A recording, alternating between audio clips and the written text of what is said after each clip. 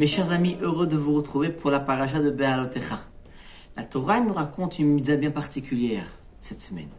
La mitzvah de Pesach Sheni. De quoi s'agit-il?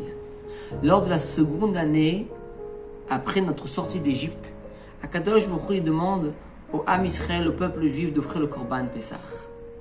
C'est alors qu'à ce moment-là, il y a de nombreux juifs qui sont dans l'incapacité d'offrir le Korban Pesach, ou bien parce qu'ils sont impurs, ou bien Beder et Rechoka parce qu'ils sont dans un chemin éloigné. C'est alors qu'ils vont se tourner vers Moshe Rabbeinu et réclamer Lama Nigara, nous aussi on veut offrir le Korban Pesach. Pourquoi nous sommes exclus?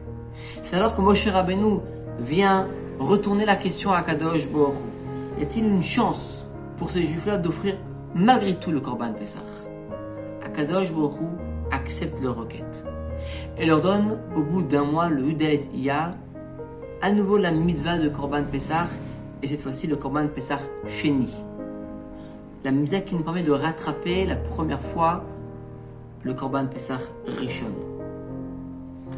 Quel est le message pour chacun d'entre nous? Lorsque nous avons déjà accompli le Korban Pesach, nous cette année, et qu'on se retrouve encore une fois devant la mitzvah de Pesach Sheni. Le premier message que la Torah nous dit, c'est que peu importe la situation dans laquelle se trouve un juif, il n'y a aucune situation qui est désespérée.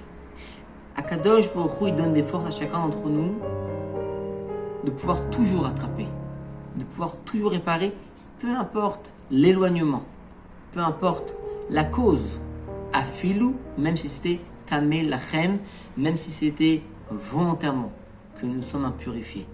On est toujours capable de faire teshuva et de revenir à Dieu. Le second enseignement qu'on apprend de Pesach Sheni, c'est que lorsqu'il y a une mitzvah qui s'apprête à nous, on doit tout de suite la saisir. Même lorsqu'il s'agit d'une mitzvah comme Pesach Sheni, un juif doit savoir que si j'ai une occasion d'accomplir la mitzvah, alors c'est une chova, c'est une obligation pour moi de pouvoir l'accomplir. Troisième enseignement que la Torah nous enseigne, c'est qu'en fin de compte, lorsqu'un juif il vient réclamer à Kadosh Baruch Hu, et cette fois-ci Be'umkat Deliba, du plus profond de son cœur, il désire intensément se rapprocher d'Akadosh Baruch Hu et de vouloir s'unir avec Dieu en accomplissant Torah Mitzvot, alors automatiquement Akadosh Baruch Hu lui donne la possibilité de pouvoir se rattacher à lui. Et même si c'est quelque chose de complètement de nouveau, qui n'a jamais été décrété ainsi par Akadosh Baruch Hu, Hachem donne la possibilité aux Juifs de pouvoir être acquiescés à toutes ces demandes lorsqu'il s'agit de vouloir se rattacher à lui et d'accomplir encore une mitzvah, encore une étude de la Torah. Viens enseignement pour chacun d'entre nous. Lorsqu'un juif il demande sincèrement à Kadosh Baruch Hu, intensément, purement, Hachem, on veut maintenant la Géoula Shelema.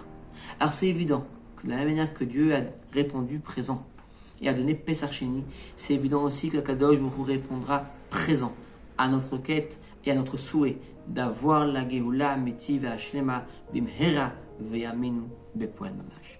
Shabbat Shalom.